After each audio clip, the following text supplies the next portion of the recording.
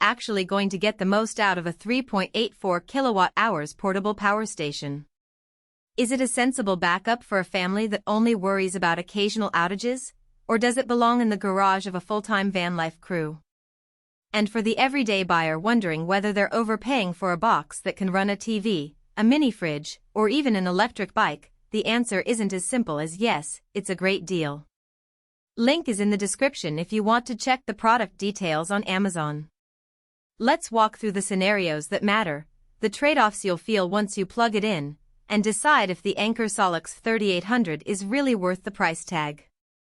First, picture a typical suburban home during a summer storm.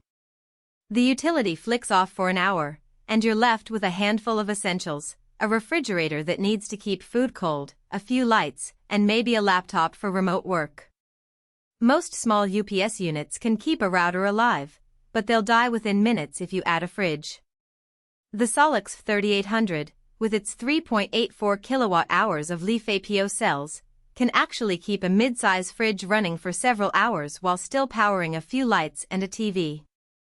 That's the real-world advantage that separates a big battery from a big battery on paper. The capacity is large enough to bridge the gap between a short outage and a longer one, without having to hook up a generator or rely on neighbors. Now, flip the scenario to an RV weekend. You've parked in a remote campground with no hookups, and you want to run the air conditioner, charge a few devices, and maybe power a portable electric stove. The dual-voltage output 120V and 240V means you can run standard household appliances and larger 240V gear like a small welder or a high-wattage air conditioner without needing an inverter. In practice, a user I read about was able to keep a 500W AC unit on for about 3 hours while still having enough juice left to charge phones, a laptop, and even a small electric bike. The fact that the unit can directly charge an EV, up to 6 kilowatts, is a niche benefit, but for anyone who owns an electric scooter or a bike, you can top up the battery overnight without hunting for a wall socket. Who should skip it? If your power needs are limited to charging phones, a laptop, and maybe a small lamp during an outage, a 400Wh or 800Wh unit will do the job for a fraction of the price. The SOLIX F3800 size and weight, roughly 100 pounds, make it a commitment you'll need to store somewhere permanent. If you're living in an apartment with no storage space or you're looking for a portable charger that fits in a backpack for day trips, this is overkill.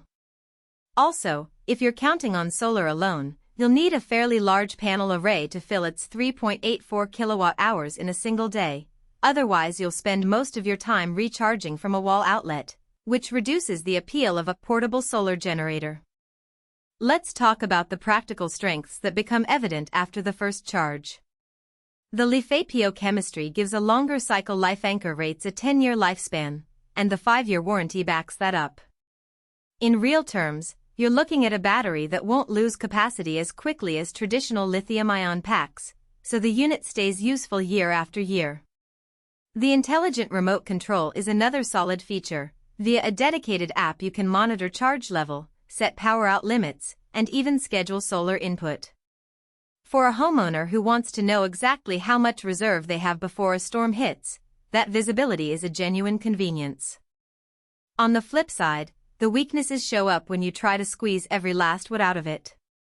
The 6 kilowatts peak AC output is impressive, but it's a short burst figure. Sustained loads above 4 kilowatts will cause the system to throttle down to protect the batteries. That means you can't run a full-size electric heater and a high-wattage kitchen appliance at the same time for extended periods. Some reviewers have noted the cooling fans get noticeably louder when you're close to that upper limit, which can be a nuisance in a small RV cabin at night. Also, while the unit can accept solar input up to 600W, the charging speed is capped. So if you're in a sunny location with a 1000W panel, you'll still be bottlenecked by the generator's input limit. Another practical consideration is the price. At a 4-figure price point, it sits in a niche between small, inexpensive power banks and full-size home generators. For someone who already owns a gasoline or diesel generator, the SOLIX F3800's silent operation and zero fuel emissions are compelling. But you have to weigh that against the upfront cost and the fact that you'll still need a fuel-free source like solar or grid power to recharge it. If you're already investing in a solar array for your home, the generator can act as a buffer, but you'll need to size the panels appropriately. So, who gets the most bang for their buck?